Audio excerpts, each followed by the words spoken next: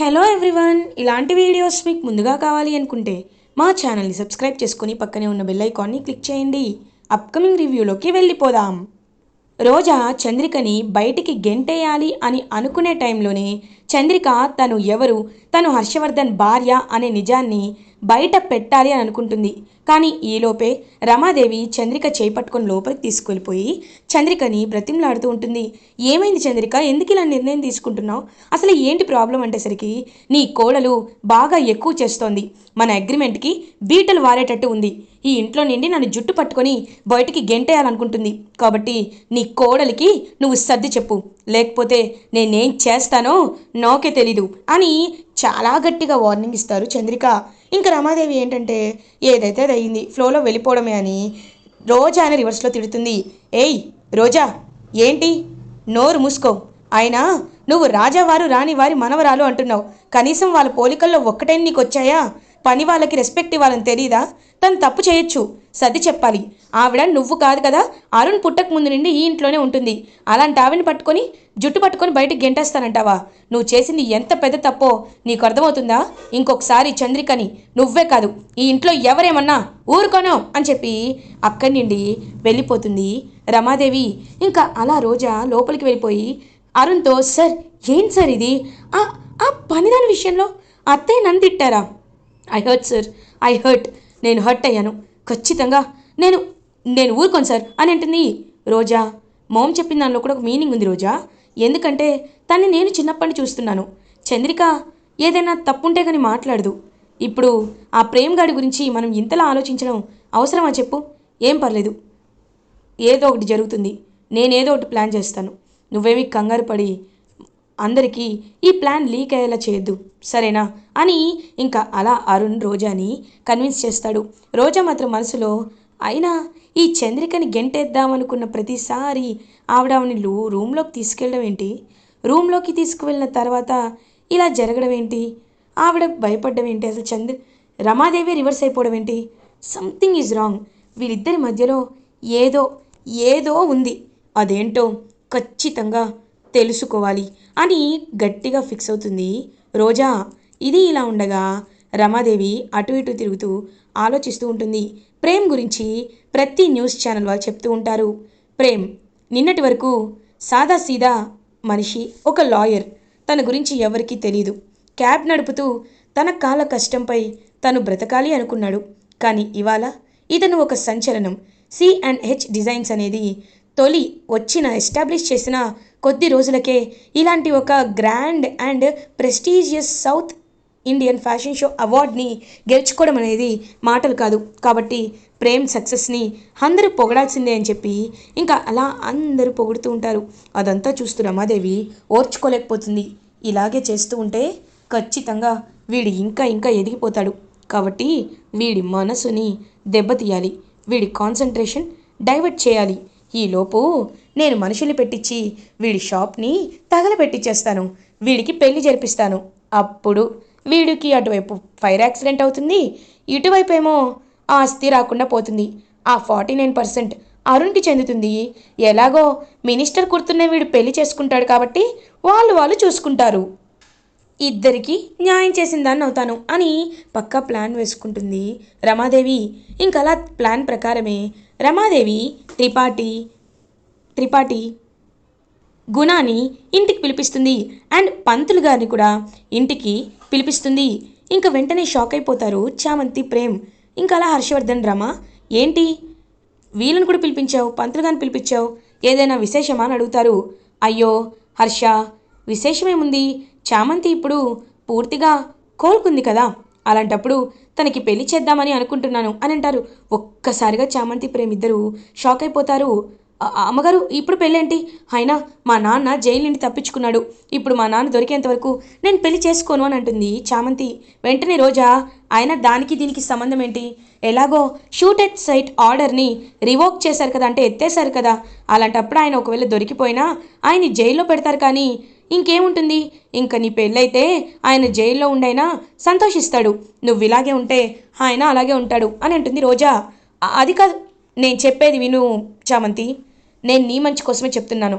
కేవలం నీ పెళ్ళి మాత్రమే కాదు, అదిగో చామంతి గుణ పెళ్లితో పాటు ప్రేమ్ అండ్ నిషా పెళ్లి కూడా ఆ రోజే ఫిక్స్ చేశాను అని అంటుంది రమాదేవి. ఒక్కసారిగా ప్రేమ్ అయితే అలా షాక్లో ఉండిపోతాడు. ఇంకా వెంటనే పాపం చామంతి వైపు చూస్తూ ఉంటాడు ప్రేమ్ వైపు చూస్తూ ఉంటుంది చామంతి. బాబు, ఈ పెళ్ళి నాకు ఇష్టం లేదు, కానీ ఈ విషయాన్ని నేను ఎలా మీతో చెప్పను అని పాపం వెక్కి వెక్కి ఏడుస్తూ రూమ్లోకి వెళ్ళి చాలా అంటే చాలా బాధపడుతుంది చామంతి. ఇది ఇలా ఉండగా నెక్స్ట్ డే మార్నింగ్ అవుతుంది. చామంతి గుణల పెళ్ళి అండ్ ప్రేమ్ నిషాల పెళ్ళి అంగరంగ వైభవంగా వెరీ గ్రాండ్ వేలో చెయ్యాలి అని ఫ్యామిలీ మెంబర్స్ అందరూ డిసైడ్ అయిపోతారు. సో హల్దీ ఫంక్షన్కి అన్ని ఏర్పాట్లు చేసుకుంటారు. నిషా వాళ్ళ ఫాదర్ మినిస్టర్ అండ్ వాళ్ళ మదర్ తన తరపు చుట్టాలందరూ ప్రేమ్ వాళ్ళ ఇంటికి వస్తారు. అన్నయ్య గారు రండి అని అంటారు. ఏంటో చెల్లెమ్మా, చాలా రోజుల నుండి నువ్వు కాంటాక్ట్లో లేకపోతే నేనే నీకు కాల్ చేద్దాం అనుకున్నాను. ఈలోపు నీ నుండే కబురు వచ్చింది. ఇప్పుడు ఎలాగో కొద్ది రోజుల్లో ముహూర్తం లేదంట, కాబట్టి ఇప్పుడు వచ్చే ముహూర్తంలోనే పెళ్లి చేసేయడం అందరికీ మంచిది అని అంటారు మినిస్టర్. అందుకే అన్నయ్య మిమ్మల్ని కూడా పిలిపించాను.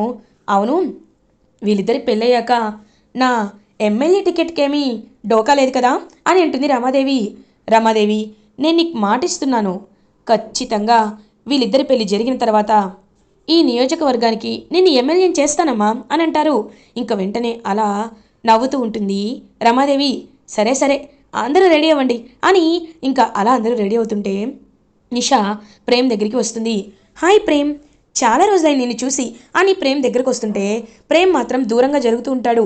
ఏంటి ప్రేమ్, ఇంకొక 1 డేలో మన పెళ్ళి, ఈరోజు హల్దీ, కనీసం నువ్వు నా దగ్గరకు కూడా రావట్లేదు అంటే నువ్వింకా ఎవరిని మర్చిపోలేదా అని అంటారు. నువ్వు ఎవరి గురించి మాట్లాడుతున్నావు అని అడుగుతారు. ఎవరేంటి, నువ్వు ప్రేమించిన ఆ చామంతి గురించి అని అంటుంది. చూడు, ప్రేమ అనేది ఒకసారి పుడుతుంది, అది పోవాలంటే చాలా కష్టం. నాన్నకి మాటిచ్చాను కాబట్టే నేను చామంతికి దూరంగా ఉంటున్నాను.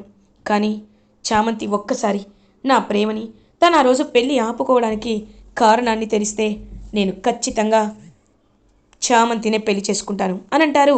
చూడు ప్రేమ్, నువ్వెంతలా అయినా మాట్లాడు, నాకేమీ ప్రాబ్లం లేదు. కానీ ఒక్కటి మాత్రం నిజం, నువ్వు నాకు నచ్చావు. నువ్వెంతమందైనా ప్రేమించు, ఎంతమందైనా పెళ్లి చేసుకో, నువ్వు మాత్రం పెళ్ళి నన్ను మాత్రమే చేసుకోవాలి.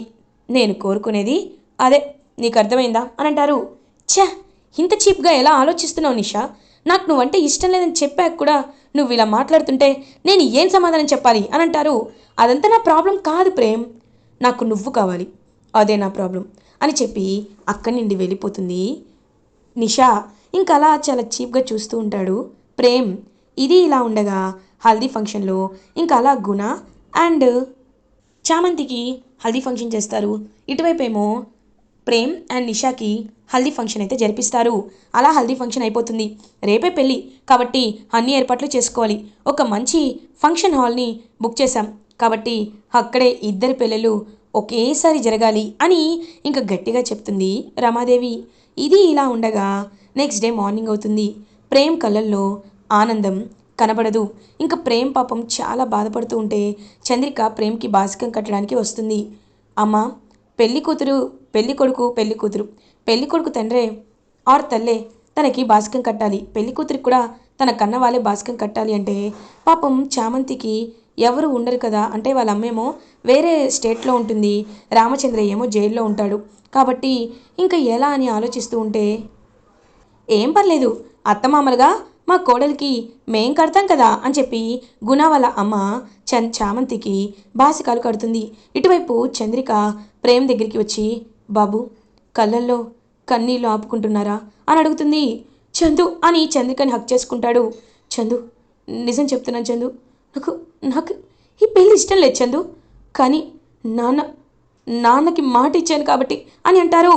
బాబు, చామంతి ఎందుకు అలా చేసిందో తెలీదు, ఎందుకు తన పెళ్ళిని వద్దందో తెలీదు, కానీ మీ విషయంలో ఇంత త్వరగా నిర్ణయాలు జరుగుతాయని మాత్రం నేను అస్సలు అనుకోలేదు బాబు అని అంటారు. చందు, కనీసం ఈ పెళ్ళి ఎలా ఆపాలో కూడా అర్థం కావట్లేదు. ఆపితే అమ్మ పరువు పోతుంది. అమ్మ అందరి ముందు తలెత్తుకోలేదు. అందుకే నేను ఇంకా ఆ నిషానే పెళ్ళి చేసుకోవాలనుకుంటున్నాను. మా అమ్మ నాన్నల పరువు కోసమైనా నిషాతో నేను జీవితాంతం ఉండలేను, కానీ ఉండాలి అనుకుంటున్నాను అని పాపం ఏడుస్తూ ఉంటే కరెక్ట్గా అప్పుడే హర్షవర్ధన్ వస్తారు. వెంటనే కన్నీళ్ళు తుడుచుకుంటాడు ప్రేమ్. ఎరా ప్రేమ్, అదేంట్రా ఎప్పుడైనా పెళ్లి జరుగుతుంటే ఇల్లు వదిలి వచ్చే ఆడపిల్లలు కన్నీళ్ళు పెట్టుకుంటారు. అలాంటిది నువ్వు పెట్టుకుంటున్నావేంటి? ఓ, నువ్వు ప్రేమించిన అమ్మాయి గుర్తొచ్చిందా అని అడుగుతారు. అంటే నాన్న అది అని అనేలోపు, సరేలేరా, నీ జీవితంలో ఎవరు రాసి పెట్టుంటే నీకు వాళ్ళతోనే పెళ్లి జరుగుతుంది, అర్థమైందా? వెళ్దాందా అని ఇంకా హర్షవర్ధన్ అలా తీసుకువెళ్తారు. అప్పటికే పెళ్లి కూతుర్లని మండపంలో కూర్చోపెడతారు. సో మొత్తం తెర అయితే కడతారనమాట ఇద్దరి మధ్యలో. ఇంకా పెళ్లిలో ఒక తెరని కడతారు కదా, అలా ఇంకా ప్రేమ్ని కూర్చోపెడతారు. ఇంకా ప్రేమ్ తరపునైతే చామంతి తరపున ఇద్దరు వచ్చి కన్యాదానం చేస్తూ ఉంటే పాపం ప్రేమ్ అండ్ ఇటువైపు ఏమో బాధపడుతూ ఉంటాడు. అటువైపు చామంతి కూడా చాలా అంటే చాలా బాధపడుతూ ఉంటుంది. రమాదేవి మాత్రం ఎంతో హ్యాపీగా, వాటితో నాకు ఈ చామంతి పీడ వదిలిపోతుంది, అప్పుడు నేను ప్రశాంతంగా ఉండొచ్చు, ఒకేసారి ఎమ్మెల్యే టికెట్ నన్నెప్పుడు ఇబ్బంది పెట్టే ఈ చామంతి ఇద్దరు శాశ్వతంగా అని హ్యాపీగా క్రూయల్గా నవ్వుకుంటూ ఉంటే, జీలకర్ర బెల్లం పెట్టుకోండమ్మా అని అంటారు. జీలకర్ర బెల్లాన్ని పెడతారు. ఇంకా అలా పెట్టగానే ఆ తెరని ఓపెన్ చేసి చూసేసరికి ఒక్కసారిగా షాక్ అయిపోతారు చామంతి, ప్రేమ్, గుణ, నిషా. ఎందుకంటే చామంతి ఎదురుగా ప్రేమ్ ఉంటాడు. చామంతి ప్రేమ్లే జీలకర్ర బెల్లాన్ని పెట్టుకుంటారు. ఇటువైపు గుణ అండ్ నిషా జీలకర్ర బెల్లాన్ని పెట్టుకుంటారు. ఒక్కసారిగా షాక్లో ఉండిపోతుంది చామంతి. బాబు అని వెనక్కి జరుగుతుంది. వెంటనే హర్షవర్ధన్, అమ్మ చామంతి, నువ్వు మనస్ఫూర్తిగా ప్రేమించింది మా అబ్బాయి ప్రేమ్నే కదా, అలాంటప్పుడు ఎందుకమ్మా భయపడుతున్నావు అని అడుగుతారు. అయ్యగారు అది కదా అయ్యగారు అని అనేసరికి రమాదేవి, హర్ష ఏం జరుగుతుంది హర్ష ఇక్కడ అంటే, నీకు ఇదంతా ముందే తెలుసా అని అంటుంది. తెలుసు రమా, తెలుసు. చామంతి ప్రేమ్ ప్రాణం కంటే ఎక్కువగా ప్రేమించుకున్నారని తెలుసు. వాళ్ళిద్దరినీ విడగొట్టాలని ఇదిగో ఈ త్రిపాఠి ఒక నీచమైన ప్లాన్ వేశాడని కూడా నాకు తెలిసిపోయింది రమా అని అంటారు హర్షవర్ధన్. ఒక్కసారిగా ఇంకా రమాదేవి షాక్లో ఉండిపోతుంది. ఏంటి రమా, ఏంటి హర్ష, నువ్వు మాట్లాడేదేంటి, అయినా ప్లాన్ ఏంటి, అదేంటి? రే ప్రేమ్, నువ్వు కావాలనే చెప్పేశావు కదా. హే చామంతి, నువ్వు అని అనేలోపు, చూడరమ్మా, పిల్లలపై నిందలు వేయద్దు, నాకు వాళ్ళెవ్వరూ చెప్పలేదు, నేనే తెలుసుకున్నాను. అయినా ప్రేమించుకున్న జంటని విడతీయడానికి నువ్వు అసలు మనిషివేనా? ఒక్కటి అడుగుతున్నాను, ఎప్పుడైనా ప్రేమించిన వాళ్ళని, వాళ్ళు మనస్ఫూర్తిగా ఇష్టపడిన వాళ్ళని పెళ్లి చేసుకుంటేనే వాళ్ళ లైఫ్ బాగుంటుంది అంటారు. అలాంటప్పుడు చామంతి ప్రేమ్ని ప్రాణంగా ప్రేమించింది. ప్రేమ్ తన ఆస్తి అంతస్తు కాకుండా చామంతికి ఉన్న గుణాన్ని, మంచి గుణాన్ని చూసి ప్రేమించాడు. వాళ్ళిద్దరిది పవిత్రమైన కల్మషం లేని ప్రేమ. అలాంటి ప్రేమని నీ స్వార్థం కోసం, నీ అధికారాన్ని వాడి విడగొట్టాలి అనుకున్నావు, కానీ ఆ దేవుడు నాకు తెలిసేలా చేశాడు అని ఫ్లాష్ బ్యాక్లోకి వెళ్తారు. ఎప్పుడైతే హల్దీ ఫంక్షన్లో నిషా ప్రేమ్ దగ్గరికి వచ్చి, ప్రేమ్ నువ్వు ఇంకా చామంతిని మర్చిపోలేదా అని అడుగుతుంది కదా, అప్పుడే వచ్చిన హర్షవర్ధన్ అది వింటాడు. విని ఒక్కసారిగా షాక్ అయిపోతారు హర్షవర్ధన్. అంటే ప్రేమ్ ప్రేమించింది ఎవరినో కాదు, చామంతినా అని తెలుసుకొని షాక్లో ఉండిపోతారు. ఇంకా వెంటనే చంద్రిక దగ్గరికి వెళ్ళి, చంద్రిక, నేను విన్నది నిజమా? ప్రేమ్ నిషాలు మాట్లాడుకుంటుంటే నాకు వినపడింది, నిజంగా ప్రేమ్ చామంతిని ప్రేమించారా అని అడుగుతారు. అవునండి, చామంతినే ప్రేమించారు, కానీ ఈ విషయంలో ఎందుకో చామంతి ముభావంగా ఉంది, చామంతి వెనకాల ఉన్న అసలైన కారణం ఏంటో నాకు తెలియకుండా పోయింది అని చాలా బాధపడుతూ చెప్తుంది చంద్రిక.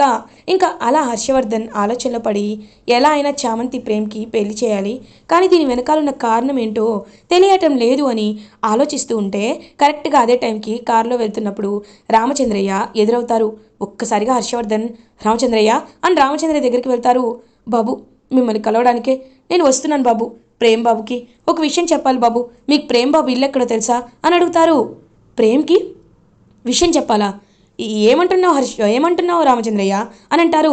అవును బాబు, నా బిడ్డ చామంతి లాయర్ బాబు కంటమనేని ప్రేమ్ బాబు ఇద్దరు ప్రేమించుకున్నారు బాబు, పెళ్లి చేసుకోవాలనుకున్నారు, కానీ ఆ త్రిపాఠి అంట, వాడి దుర్మార్గమైన కుట్రల వల్లే నా బిడ్డ చామంతి నేనెక్కడ చచ్చిపోతానోనని ప్రేమ్ బాబుని, లాయర్ బాబుని దూరం చేసుకుంది. కాబట్టి నాకు ఒకసారి లాయర్ బాబు ఇల్లు ఎక్కడుందో చెప్పండి బాబు అని అంటారు. ఇంక వెంటనే హర్షవర్ధన్, చూడు రామచంద్రయ్య, ప్రేమ్ ఎవరో కాదు, నా కన్న కొడుకు, అలా అని కాకుండా వాళ్ళిద్దరి ప్రేమని నేను గెలిపిస్తాను, నువ్వు ఇంకేం కంగారు పడద్దు రామచంద్రయ్య, నువ్వు నా ఇంట్లోనే గెస్ట్ హౌస్లో ఉండు, నిన్ను పెళ్లి మండపానికి నేను తీసుకెళ్తాను అని ప్లాన్ చేస్తారు. సో అలా రామచంద్రయ్య కూడా అక్కడికి నడుచుకుంటూ రావడంతో ఒక్కసారిగా రమాదేవి షాక్ అయిపోతుంది. రమాదేవిని చూసి రామచంద్రయ్య షాక్ అయిపోతారు. ఇంకా రామచంద్రయ్యని చూసి ఒక్క మాట కూడా మాట్లాడకుండా ఉంటుంది రమాదేవి. హర్షనే నా భర్త అని ఈ రామచంద్రకి తెలీదు. తెలిస్తే నా చరిత్ర అంతా అందరి ముందు బయటపెడతాడు. కాబట్టి నేను సైలెంట్గా ఉండడమే మంచిది అని మనసులో అనుకుంటుంది రమాదేవి. రే ప్రేమ్, ఇంకేం ఆలోచించద్దురా, తాళి కట్టు అనేసరికి చామంతి మెల్లో తాళి కడతాడు ప్రేమ్. అదంతా చూస్తూ రమాదేవి ఏమి మాట్లాడకుండా ఉంటుంది. రోజా కూడా అప్పుడు నేనేం మాట్లాడకూడదు, నాన్న నిజాలు చెప్పేస్తాడని సైలెంట్గా ఉంటుంది. ఇంకా త్రిపాఠి గుణ కూడా ఏమీ చేయలేకపోతారు. అందరి సమక్షంలో ప్రేమ్ చామంతి మెల్లో తాళి కడతాడు. ఇంకా అలా రామచంద్రయ్య దగ్గరుండి వాళ్ళిద్దరికీ అక్షింతలు వేస్తారు. ఇలా ఎపిసోడ్ ఎండ్ అవుతుంది. ఫర్దర్ ఎపిసోడ్ రివ్యూస్ ముందుగా మీకు కావాలి అనుకుంటే మా ఛానల్ని సబ్స్క్రైబ్ చేసుకోండి. Thanks for watching.